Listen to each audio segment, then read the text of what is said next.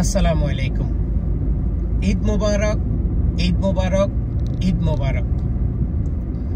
আমার Facebook friend এবং YouTube subscriber যারা যে যেখান থেকে বিশ্বের 1,50,00,000 প্রবাসীদেরকে আমি জানাচ্ছি ঈদ মোবারক। ঈদ আসে, ঈদ চলে যায়।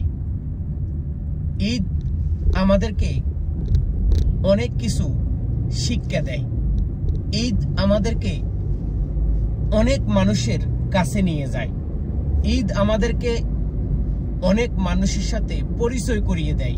ঈদ আমাদেরকে বুঝিয়ে দেয় আমার বয়স হয়েছে। ঈদ আমাদেরকে জানিয়ে দেয় আমার ঈদের কোনো ফিলিংস নেই। ঈদ আমাদেরকে বুঝিয়ে দেয় আমি এখন আর ছোট্ট সেই বাবু না, যে 10 টাকা, 20 টাকা, 15 টাকা, 50 টাকা, 100 টাকা সালামি নেওয়ার জন্য মায়ের কাছে, ভাইয়ের কাছে, বাবার কাছে, এই দিকে সেই দিকে, এই বাড়িতে ওই বাড়িতে হাঁটিয়ে যাওয়ার সময় আমাদের শেষ হয়ে গেছে। ঈদ আমাদেরকে শিক্ষা দেয় যাদের সাথে আমাদের দুশ্মনী, যাদের সাথে আমাদের সম্পর্ক নেই, তাদেরকে আমরা আপন করে নেব।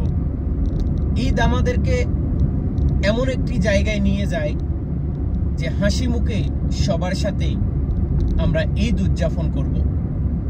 এই ঈদের সময় প্রবাসীদের অনেক দুঃখ থাকে। আপনি হয়তো জানেন না, আপনার সন্তান, আপনার ছেলেটা, আপনার হাজব্যান্ড, আপনার স্বামী, আপনার ভাই আপনার জন্য 20,000 টাকা, 30,000 টাকা, 50,000 টাকা ঈদ কেনাকাটার জন্য পাঠিয়ে দিয়েছে। কিন্তু আপনি জানেন না যে আপনার ভাই তার নিজের জন্য 1 টাকারও ঈদ মার্কেট করে নাই। 1 টাকাও ঈদের জন্য সে খরচ করে নাই। তিনি কিন্তু ঈদ পালন করতেছে আর আপনাদেরকে উৎসাহ দিতেছে, এই তুমি আরেকটা জামা কিনো, আরেকটা প্যান্ট কিনো, আরেকটা জুতা কিনো, এই জুতাটা ভালো হয় নাই, কালকে আরেকটা জুতা কিনবে। এইভাবে প্রবাসীরা পরিবারের পাশে সব সময় ঈদ নিয়ে, এবং ঈদ আসলে তাদের যেই জমানো টাকা, তাদের বেতন আসবে কিনা, তিনি ঠিকভাবে কাজ করে কিনা, বা তিনি বেতন পাইছে কিনা বা পাবে কিনা, এটা কিন্তু একজন প্রবাসী কখনো ভাবে না। একজন প্রবাসী এটাই ভাবে, হায় রে, দেশ থেকে অনেক দূরে আছি, আমার মা কেমন ভাবে ঈদ করবে, আমার ছেলেটা কিভাবে ঈদ করবে, আমার বোন কিভাবে ঈদ করবে, আমার বোনের জামাইকে আমি ঈদের সময় একটা পাঞ্জাবি, একটা প্যান্ট, একটা শার্ট কিনে দেব, আমার এই যে জমানো টাকাটা আছে, বা আমি কারো কাছ থেকে ঋণ করে হলো আমি আমার পরিবারকে এই ঈদের খুশি দেব, আমি তাদের জন্য টাকা পাঠিয়ে দিই। দেখুন, আজকে এই ঈদের সময় আরো একটি কথা বলি, আপনারা হয়তো জানেন না, আমি লাইভে আসি কথা বলতেছি, আমি লাইভে ভিডিও করতেছি। আমার এমন প্রবাসী ভাই আছে যিনি আজকে এক মুঠো খাবার খেতে পারবে না। কিসের জন্য জানেন? ওই দালালের জন্য। যেই দালাল তাকে একটা কোম্পানির ভিসার কথা বলে, যেই দালাল ওই মানুষটাকে ভালো একটা কোম্পানির নাম দেখিয়ে, ভালো একটা উপদেশ দিয়ে, ভালো একটা হাই কোয়ালিটি কোম্পানির নাম বলে তাকে এই বিদেশের মাটিতে পাঠিয়ে দিছে।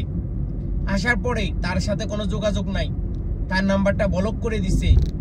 এই মানুষটা আজকে এই ঈদের দিনে ঈদের নামাজ পড়ে আল্লাহর কাছে কি বলবে, কি জবাব দেবে? আল্লাহর কাছে তিনি হয়তো ওই দালালের নামে, ওই ট্রাভেল এজেন্সির নামে, ওই মানুষটার নামে তিনি একটা কথাই বলবে, হে আল্লাহ, আমাকে আজকে এই পরিস্থিতিতে, আজকে আমার এই পরিস্থিতির জন্য আমি এই মানুষটাকে দায়ী করলাম, তুমি তার বিচার করিও।